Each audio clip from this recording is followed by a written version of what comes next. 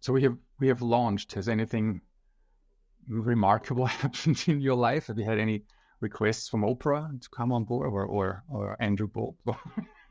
Not yet. I can't say that I'm looking forward to the Andrew Bolt invitation, but no big changes, I don't think. What about you, Gunnar? We've had 50 downloads by now, 50. Awesome. Which, I actually think this is good.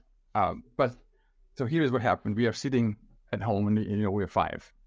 We're sitting at home at dinner, and one of my daughters asked me, "So how's the podcast going? Have you recorded your second one?" I said, "Yeah, we did today." Which is how many downloads? They live in the TikTok world where that's a measure of success. Yeah, if you don't have in the millions, that doesn't count as it. We have 50 downloads, but they all say, "Oh yeah, well, that's not too bad." And I said, "Well, the problem, if you think about it, 50, but 5 of them are sitting right here at the dinner table, right? And there's this silence falling over the table. And they look at each other and they say, until one of them says, 'I didn't download it.' Yeah, me neither. I didn't either." And my wife says, "Well, you made me listen to it in the car, so I didn't download it either." So I'm going, great support here. I guess it's good news because there's 5 more people who downloaded it. Yep. Not my family. Yep, that's right. So, did you download it, or did you get it on our server? I think I'm probably one of those downloads. Yeah, I can't say that my wife is one of the downloads yet either. I think she listens to me talking up at home. What are you having? You have 3 under 3? 3 under 3. 3 boys under 3. She's forgiven. Yep, that's right. She's got lots of other things on her hands.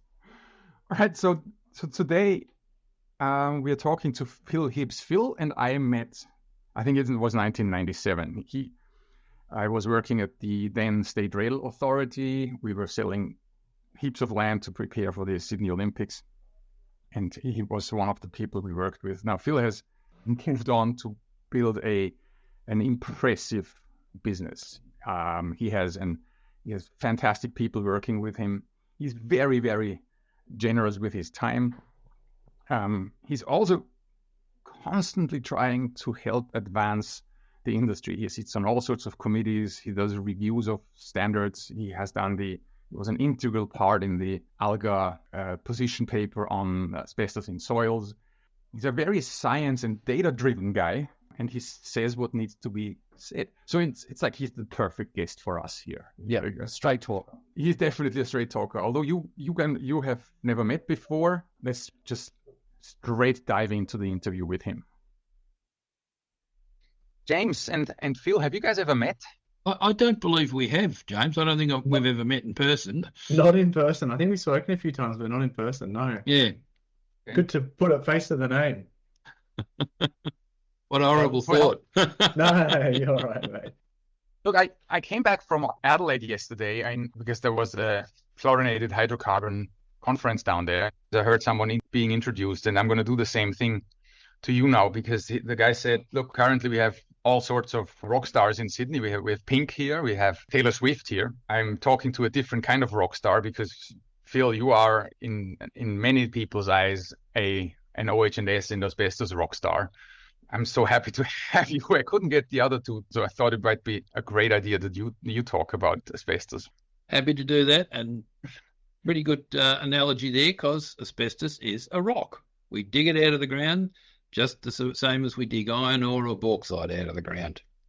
Mm-hmm. What we hear about in the media at the moment is there's bonded and then there's non-bonded. Please explain. Well, bonded, as the name might imply, is that the asbestos is chemically bonded into a matrix. Most of the material that we've got as bonded is asbestos cement sheet. It was manufactured for many, many years in Australia and used very extensively throughout all Australian states, but in Western Sydney there's the fibro belt out there where there are literally thousands of homes that were built out of asbestos cement sheet, or it's what was commonly referred to as fibro. But the asbestos is bonded within the matrix. It cannot easily become airborne unless you do something to rupture the matrix, like drill holes in it or run a power saw through it. Friable material, the definition of friable in the legislation is that it can be crushed, broken up using hand pressure when dry.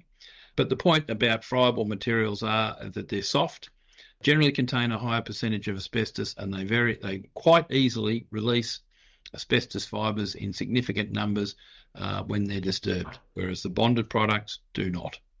I mean, asbestos is a really cool product because when it's in its bonded form, it makes walls extremely sturdy, water resistant, rather fire resistant. It doesn't rot. It's a phenomenal product. Look, asbestos has got a unique combination of chemical and physical properties that at one time lent it to an incredibly diverse range of applications, and it's been used in many thousands of different materials. The problem is that the very properties of asbestos that make it industrially useful also contribute to its potential to cause disease. And that's through inhalation of respirable fibres. And essentially respirable fibres are those fibres that are very small, they're too fine to see, and they get down into the lungs, into the gas exchange regions of the lungs where they do damage. I was going to say, I find it really interesting that it's the same with lead and PFAS and a whole bunch of other things that we deal with, it in that they're extremely useful compounds or elements, components of things are extremely useful, and that's why they become so widespread. It's just that they've got this dark side when they're not, managed correctly. But yeah, they can cause all sorts of health impacts. So I just find that really interesting. I think some people wonder why this stuff is everywhere. And that's just the reason why. It was extremely useful. Well, in the Western world, it was used for well over 100 years, as I said, in thousands of different products. And it's only as we became aware of the hazards associated with exposure to asbestos, or from the risk of developing asbestos-related diseases, that it became unpopular, was phased out, and eventually banned. It was from the 31st of January 2003, it was banned in Australia. All right. So asbestos fibers, brilliant building material in many ways. I remember in the 70s and 80s, Formula One drivers had hoodies out of asbestos. Asbestos suits, fire suits, yes. Yes. Incredibly versatile material, but it's also, as I said, it's unfortunate that it's got these very severe adverse health effects which result from exposure to and inhalation of airborne respirable fibres. So what happens? Oh, well, there are three principal diseases. The first is asbestosis, which is a scarring of the gas exchange regions of the lungs. So they form scar tissue in there. That does not work as well. So you end up with people being breathless. That is an incredibly simplified explanation. The next one is bronchogenic carcinoma, which is lung cancer, identical to and indistinguishable from that caused by the smoking of tobacco products. And then the third is mesothelioma, which is a cancer of the internal lining of the chest and the outside lining of the lungs, the pleura. And it's also occurs less frequently in the peritoneum, which is the lining of the abdomen. For asbestos to get into lungs of humans, it has to become airborne. Yes. You said that bonded material is the asbestos fibers are. Hey, guess what? They are bonded. They're chemically bonded within the matrix of the product, which means that it's very much harder to release respirable asbestos fibers in significant quantities. And I think the point that we have to focus on is that the fibres have to be respirable. They've got to be sufficiently small that they can become airborne, and then they can be breathed in or inhaled and get into the lungs. So the material we found, James, maybe you're the better one here. What was found is mostly bonded. Am I right here? Yeah, all except one, I think, were bonded. That's my understanding also, James. All but one has been bonded, and I don't know. I have no details about the friable material that was identified. I'd be very keen to find out what that was to make sure it wasn't a misidentification as friable. But asbestos has been bonded, a bonded product. What do you have to do to a piece of bonded asbestos to release fibers? Well, you have to grind it up, break it up, machine it in some way, do something that ruptures the matrix and releases the fibres. By children playing on the playground, stepping on it, even that is that a concern? There's great concern in the community about this perceived health risk from exposure to airborne respirable asbestos fibres. We're talking about levels of ACM that are exceedingly low. They're being found 1 or 2 chips of cement sheet in large quantities of mulch. So essentially, there is simply not enough bonded material present in this mulch that it will ever pose a measurable risk to human health. Could we go to a couple of things there, Phil? So I'd like to talk about air monitoring and sort of the relationship between bonded ACM in soil and free fibers in the air and whether any of that work's being done. But maybe first, when we talk about the quantity of material, the safe level that's identified in the NEPM of 0.01%, could you give us some information about how that was determined? Is that connected to the levels of fibers that are likely to be mobilized into the air? I can't exactly tell you where that 0.01% has come from, other than the fact that 0.01% is the reporting limit of the Australian standard AS 4964. It's essentially the standard for analysing asbestos in bulk samples. There may well be asbestos at lower concentrations than that, but we can't measure it below that level. So we might be able to find it, but it doesn't mean that we can actually quantify how much there is present. I think I know where that level comes from, actually. There is a paper, and I'm looking... I remember hearing about this at a talk. Remember the EPA did a talk, it was a few years back now, I think. And that's what I was thinking of too, Gunnar. There was a study, I think, that was done where they looked at, ran lawnmowers and all sorts of things over soil that had ACM in it. And yes. They were looking at the measured mobilization of fibers into the air. And I think that's where the number came up, something to do with that. Well, there was that Addison study, but that's quite a long time ago. And there's a couple of others as well. Swartje and Thorn? Swartjes and Tromp. That is the one that is constantly referred to. And I think in the NEPM, it says that this is the default paper that was used. However, the level in there was 0.1. And it was then decided by the committee to multiply that level or to divide it by 10, a factor of 10 to account for Australian dry conditions. That's right. And sandier soils here. So it was really written for the West, where you've got sandy soils, much drier soils, and that's why they reduced it by a factor of tenfold. But is there any definitive relationship between the level of bonded asbestos in soil and what you could expect in the air? No, there's too many variables. And so I guess that takes me to the other point. So we're hearing a lot about the material that's within the mulch. Are you aware of any air monitoring that's being conducted at these sites? No, I'm not.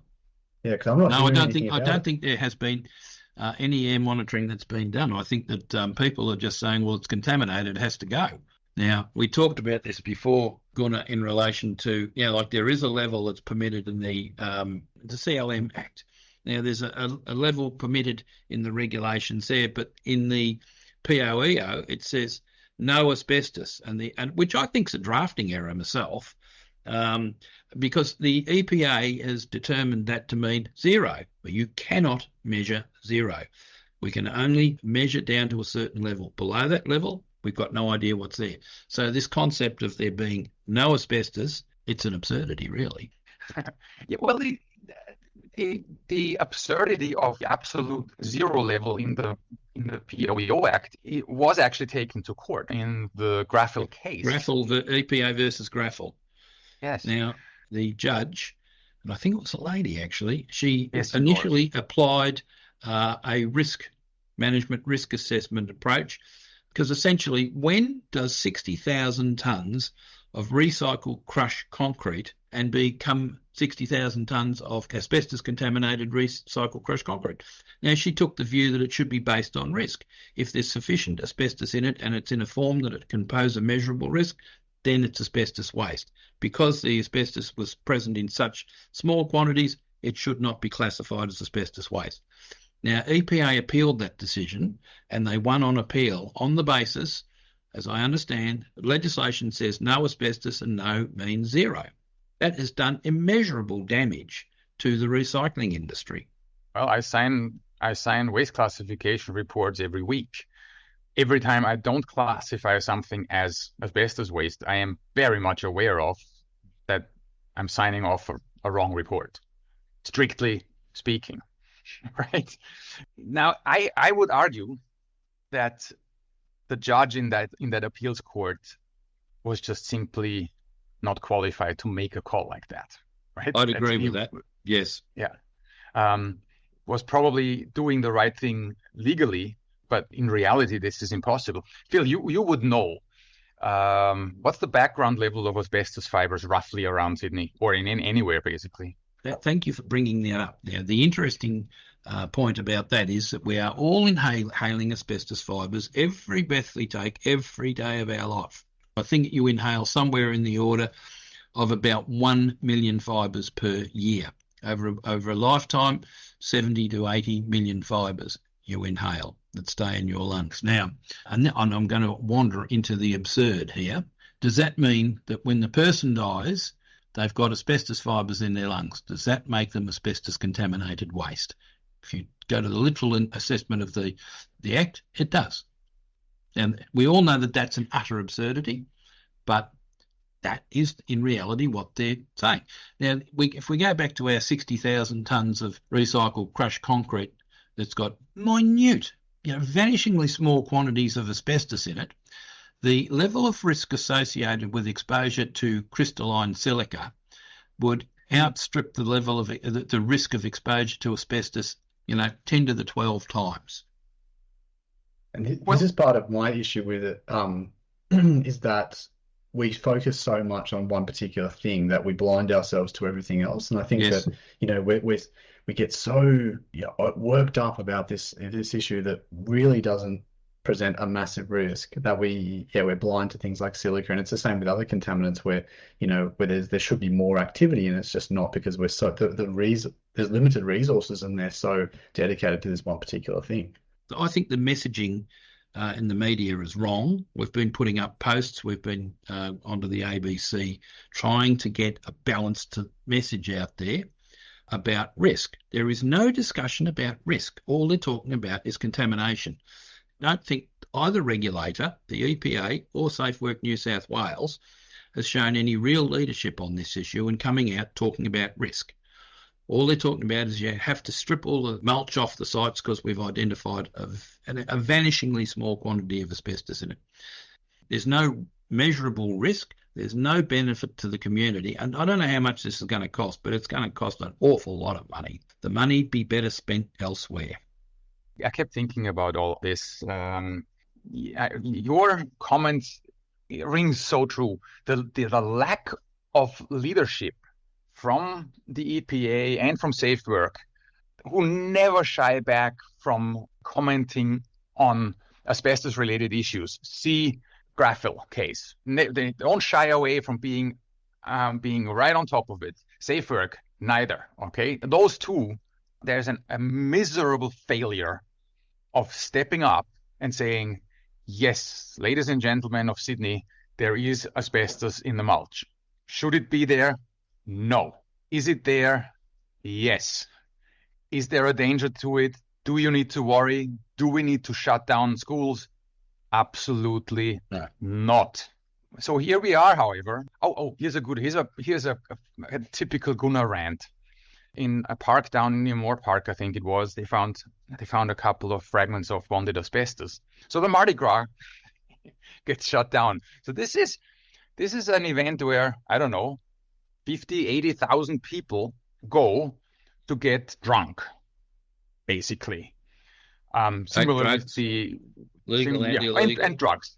Right. So they're going there to take drugs, to take a drug that is a known carcinogen, a drug that's causing between, rough numbers, 2,000 to 3,000 deaths a year. And that's only the deaths. The agony and misery that it causes to the affected families is just immeasurable. And here it is, the Mardi Gras, there it gets shut down because of a health problem or a health risk, supposedly there because of a couple of fragments of asbestos. While we are completely and utterly ignoring the fact that we are totally happy and perfectly legally selling alcohol there, that people are smoking. There go another 22,000 deaths a year in Australia, and it gets all done perfectly okay, perfectly legally. In fact, our government is in on it via licensing and via taxes. Now, don't get me wrong. I'm not saying, guys, we need to stop drinking, outlaw smoking, outlaw vaping. I'm not that guy at all. But we need to get this into perspective. What is the greater health risk that we have at the moment? People drinking in bars or asbestos fragments in the mulch? We need to stop this nonsense. This is also a bit of a tangent, so I hope you don't mind, Phil. But Gunnar and I tend to do this. But I've thought a lot about this, and I think you're 100% right, Gunnar. And I think the big psychological factor in how people respond to risk and different kinds of risk, a lot of it comes down to choice. I think in those situations where people are choosing to drink or choosing to smoke, there's a much stronger acceptance of the risk that comes with that, I suppose. You could claim that there was ignorance involved as well, but there's a choice made to accept that risk. Whereas I think with contamination and other similar issues like that, the risk is being forced onto somebody. And I think that's what immediately gets people, it's that psychological reaction of a defensiveness to saying something is being forced on me that I did not choose. I think that's a big part of the emotion that comes into it. Well, I think in addition to that, James, people are told the inhalation of one asbestos fibre, it's deadly, it will kill you. There is no safe level, it will kill you. I think, we've just talked about, and I found the numbers while you were chatting then, that it is about 80 million fibres for a lifetime that you inhale. Now, despite this, the general population doesn't contract asbestos-related diseases in significant numbers. And the background rate of mesothelioma is less than 1 case per million population per year. And by comparison, the death rate in 2008 for a 40-year-old male from all causes was 1,600 people per million population. Look, one of the problems is that unless you are an engineer or you have a very, very strong science background, the assessment of risk or the evaluation of risks is not something that comes easy to people. We saw that with the COVID vaccines when the, oh my God, I forgot, AstraZeneca one had this vanishingly small risk associated of what was it, blood clots? I forgot. My God, yes. How can I forget so fast? Yep. Was it blood? And there's one in, what was it? Was it 3 in a million? Whatever it was. These are vanishingly small numbers. The contraceptive pill raises the level of blood clots by a factor of, way above what the AstraZeneca did. But these things are all emotional. And that I get back to what you said, Phil. The leadership was atrocious here. 2 days after this find in Roselle, which initiated it all, the EPA or SafeWork or someone else should have stood up and said, guys, nothing to see here. We need to address the root cause. We have spoken about the root cause of it on our previous podcast, James. That is something that needs to be addressed. We all agree. Do we now need to shovel thousands of tons of mulch into a licensed landfill where, if I may slightly add so, the EPA gets $145 of waste levy per ton into their coffers? Do we have to do that? No, absolutely not. We don't have to do that. I got really mad, actually. I called James last Sunday. James, there is not only SafeWork and EPA who you can put into the government bucket, right? Fair enough. They have to be careful. If the minister or the premier or whoever comes along and says, don't you dare and say the wrong thing. So what usually then happens is they say nothing. But there are organizations like ALGA, the Australian Land and Groundwater Association, or the EIANZ, the Environmental Institute of Australia and New Zealand. They are big. They have members of all sorts of engineers, of all sorts of professionals. These guys know that there is nothing to see here. And both ALGA and EINZ have no qualms about being absolutely quiet on this. it is such a shame that nobody dares to stand up here. Look, look, it's too late to stop it now. The hysteria's out there. If the EPA, New South Wales, or Safe Work or Health New South Wales come out and say, look, there's nothing to see here, guys, it won't be believed. Now, I know that it's just unfortunate that they've let it get out of control like this. Now, I know the Faculty of Asbestos Assessment and Management has put out a statement to that effect, as has the Australian Institute of Occupational Hygienists. The other thing is that I now know, I found out earlier this week that the CEO of EPA New South Wales, Mr. Chappell, I can't think of his Christian name at the moment, but Mr. Chappell has asked and been given a spot at the Fairman's Conference at the beginning of March to talk about Mulchgate. We christened it Mulchgate, not the EPA. So, but he's requested a spot, and he's going to speak at the conference on day one about asbestos contamination in mulch. So I'm really looking forward to hearing what he's got to say, and I can tell you I'll be sitting front and centre with ready to stick my hand up and ask questions and make some comments.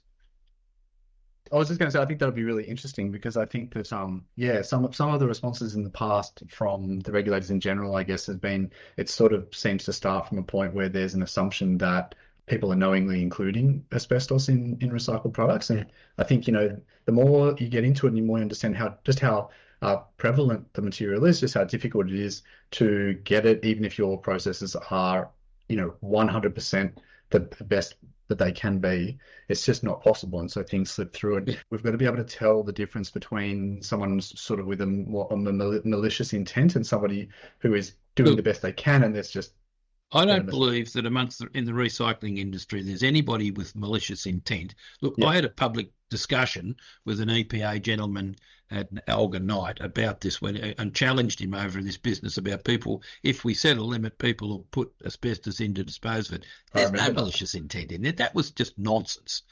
I was there.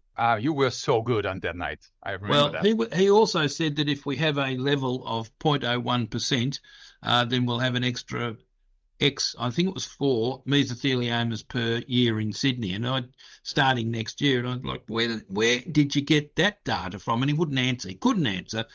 Now, I don't believe that there is any malicious intent. Nobody does this, but it is so damn difficult to try and stop the entrainment of very low quantities of asbestos getting into the feedstock in recycling plants. Now, I know we've done a lot of work with recyclers trying to develop procedures, and it inevitably small quantities make their way through even the most robust of checking procedures.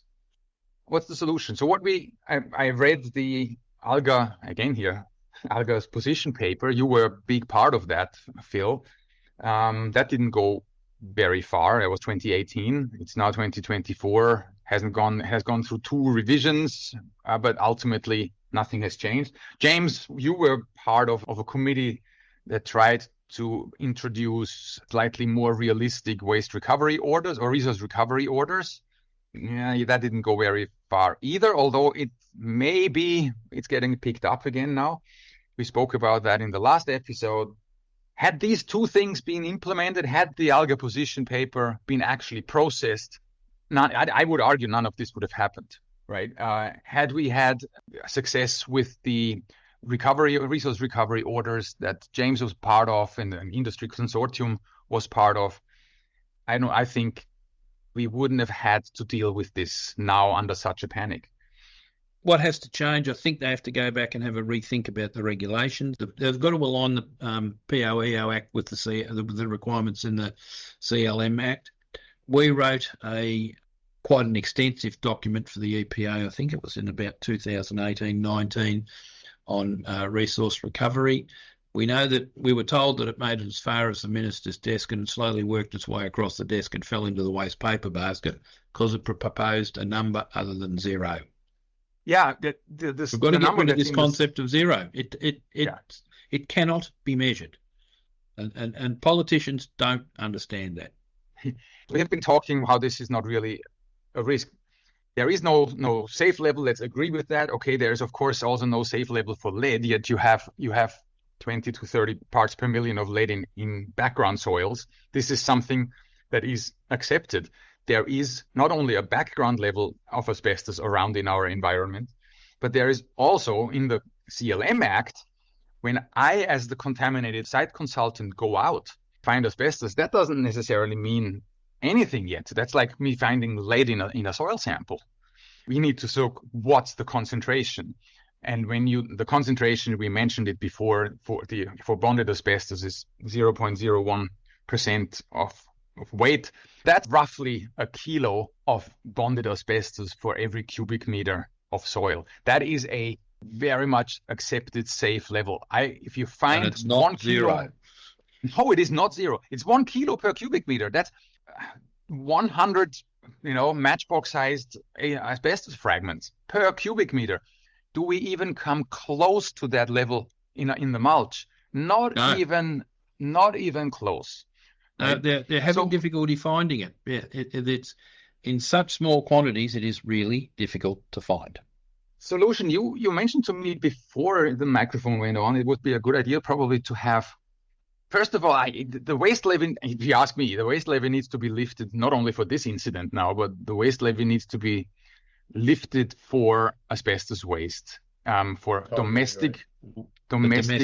Yeah, yeah. I'd agree with that. So if someone goes out and goes to the Mardi Gras and falls over drunk and sees a piece of asbestos lying in the mulch, pick it up, put it in a plastic bag if you happen to have one. And then what? At the moment, you're not allowed to do anything with it. You have to take it to a licensed landfill at a minimum charge of $75. And I can guarantee you that's not going to happen.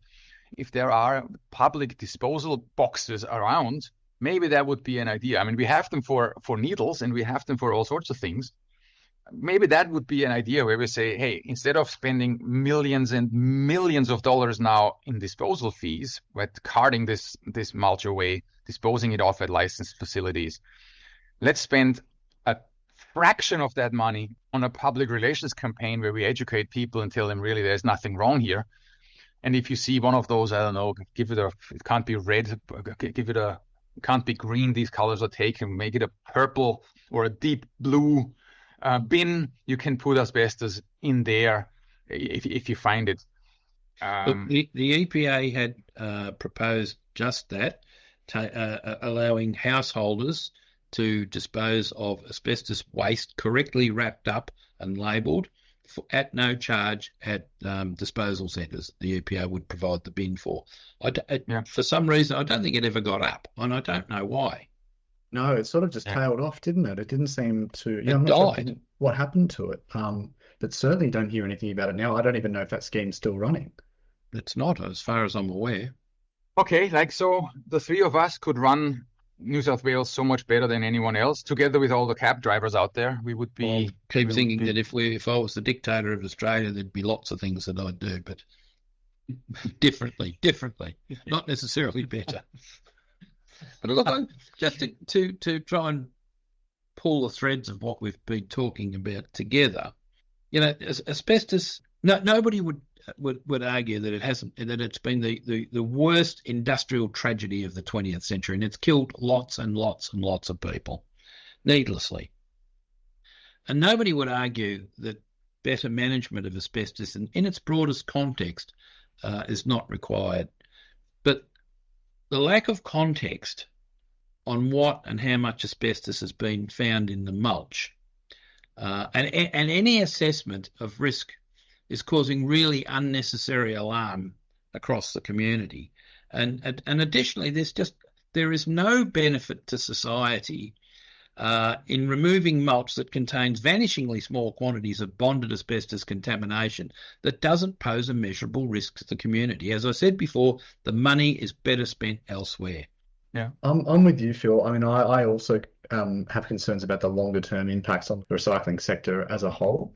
We used to frame things in the sense of renewable resources, right? But now we sort of frame things in the context of climate change. And I just think of the massive climate impact and the massive carbon impact of, replacing recycled materials with virgin products, all of the issues associated with sending things like mulch, especially to landfill where it breaks down and creates methane.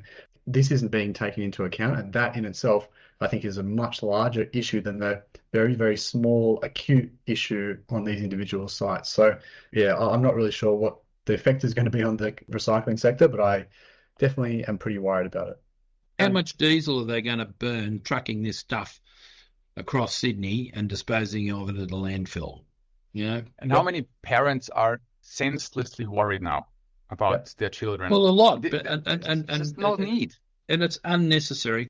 Phil, you have shown why you are considered an OH&S rock star. Thank you so much for coming on for the second time. I may add, first time I managed to not record Phil's voice. So thank you for doing it for the second time, Phil. It's always a pleasure. Thank you, Phil. Thank you, Phil. Bye. See you, mate. And now it's a few days afterwards, after we've spoken to Phil. I haven't, of course, had the luxury of listening to it during post-processing and cutting. And so there's a few things that stood out for me. What's the most memorable thing for you? There was a couple of things for me, but I think the first one I wanted to mention was around the lack of air monitoring during this whole process, and a complete absence of any discussion about respirable fibers and air monitoring, which is the pathway where asbestos is dangerous. It's just not being done. It's not part of the conversation. I'm really surprised that it's missing. Yeah, that's a shocker if you think about it. And it is, the EPA has been doing some good communication around this, but I think it is a failure on the part of the regulators that it's not part of the discussion. Yes. We've been hard on the regulators. Yeah. Phil mentioned that's something that stood out to me. He mentioned that the Faculty of Asbestos Management in Australia and also the Australian Institute of Occupational Hygienists have supposedly released statements. I couldn't find the one for the Faculty of Asbestos Management, but I definitely saw Jeremy Trotman's post from the Australian Institute of Occupational Hygienists. Hey, good on them for stepping up. Yeah. Well done. That's all I can say. EIANZ and ALGA, all right, get your act together here. Yeah. Say something. Here's a shout out for Liverpool Council. I know that Liverpool Council, not too long ago, has done some great research into asbestos in soil and also into fiber release as a result of asbestos in soil. Yeah, right. I have Anna Serra is the one who did the research. I have reached out to her, and I so hope that we can get her on the show. Yeah, that'd be great. It's Liverpool Council. Come on, you've done great work. Stand in the limelight and talk about it. It's well done. They're all easy to back councils, but in this case, you need to come out and show your leadership there. What else did stand out for you? The other thing that I wanted to mention was the point around, I think, what's coined sustainable remediation, which is this concept that we need to weigh up the pros and cons of acute impacts that might exist like at a site versus the broader pros and cons around, carbon intensity of the remediation and that sort of thing. If we all accept that climate change is the biggest environmental risk that we deal with, which it is, we do need to do everything in the context of contribution to climate change and carbon emissions. So yes, if we start carting like thousands of tons of mulch around, yes, we're going backwards environmentally, no question. Absolutely. And then think of all of the virgin forest that needs to be cut down to replace that mulch. It's just, when you really start thinking about the life cycle, you realize that we're talking hundreds of thousands of tons of carbon that would be emitted to deal with this very minor issue. Yeah, in fact, I hadn't even thought of that, but you're absolutely right. One thing, the alcohol in the I like that one. Yeah, that was a really good example for you, Gunnar. The public piss up with the Mardi Gras. You mentioned that, the risk perspective of the public is, they don't necessarily, you could argue, hey, people they are drinking voluntarily and getting themselves into a certain amount of risk or exposing themselves to some risk. While asbestos, they are exposed to, not voluntarily, and that's just put them that it's placed on them. Yeah. Now, and I mentioned it in the podcast, but I want to say one more time, right? Yes, the victims, the direct victims of alcohol are the ones who drink. and it's about 2,000 to 3,000 people a year who die. But I would say there is a factor of 10 higher than that of the actual victims, of the families, the friends, and acquaintances. Yeah, you're right. And they are not being asked whether this is okay or not. They are thrown into this without being asked, just as much as you are being thrown into a health crisis with asbestos, which we discussed isn't really a health crisis. So that's something I wanted to definitely make sure. And I am, again, not the one to say we need to stop drinking. That is not what I'm saying. Yeah. There needs to be some perspective. Absolutely. To it. Okay, that was it. Let's round it up. It was a good one. And it was a great chat. Thank you so much. And let's see who is going to be next. We should have good podcasters should always have, I think, 5 episodes up their sleeve. Up the sleeve, yeah. How many have we got? 0. Yes, currently 0. I'm sure we'll do something about that very soon. Well, look, I'm having fun. I hope you do too. Yeah, love it. Thanks. Thanks, Gunnar. Bye.